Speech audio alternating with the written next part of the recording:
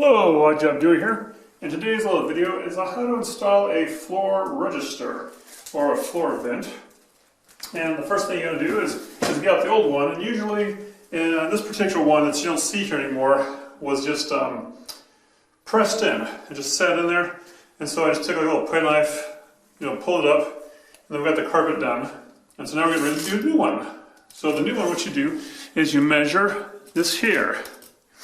This here is pretty much a 10, the metal part, 10 by 6, right? So you go to a store and you look at ones, it says like this right here, 10 by 6, or they'll say on the front too, register, undo your packaging, and test it out, because these also have a damper in them.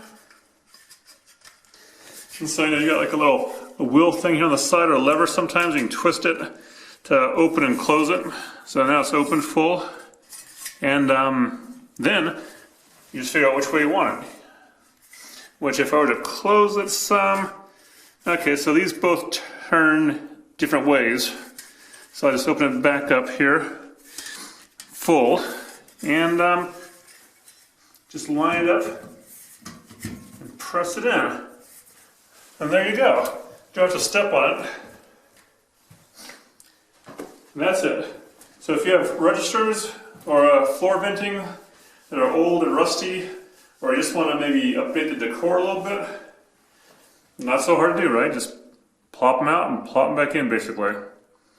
So, any questions, comments, let them be known down below. And thanks for watching. This job is done.